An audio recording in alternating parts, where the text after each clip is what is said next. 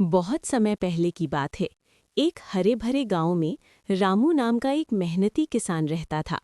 उसके खेतों में तरह तरह की सब्जियां और फल उगते थे। उसी खेत के एक कोने में उसने तरबूज के बीज बोए थे। मिट्टी नरम थी, धूप अच्छी थी और पानी भी समय पर मिलता था। धीरे धीरे तरबूज की बेलें फैलने लगी। हरी हरी पत्तियों के बीच छोटे छोटे गोल तरबूज दिखने लगे। उन्हीं तरबूजों में से एक तरबूज बाकी सबसे अलग था।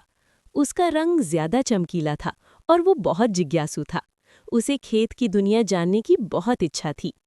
एक रात जब चांदनी फैल रही थी और सब तरबूज सो रहे थे, उस तरबूज ने सोचा, मैं हमेशा यहीं क्यों पड़ा रहूं? मैं दुनिया देखना चाहता हूं।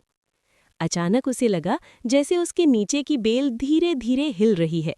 वो बेल रेंगने लगी और तरबूज भी उसके साथ धीरे धीरे सरकने लगा। वो डर गया, फिर खुश भी हुआ। अरे, मैं तो रेंग रहा हूँ, वो बोला। सुबह होते होते वो तरबूज खेत के एक सिरे तक पहुंच गया। वहां उसने पहली बार गाजर, मूली और बैंगन को देखा।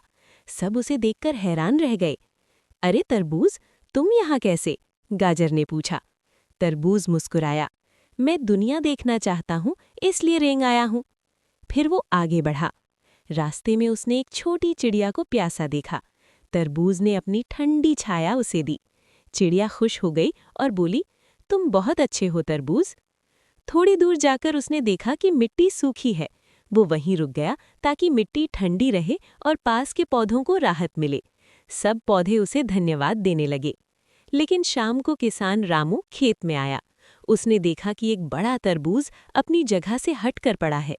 पहले तो वो हैरान हुआ, फिर समझ गया कि ये तरबूज खास है। रामू ने प्यार से कहा, तुमने सबकी मदद की है, इसलिए तुम्हें कोई नहीं तोड़ेगा। रामू ने उस तरबूज को गांव के तालाब के पास रख दिया, जहां बच्चे खेलते थे।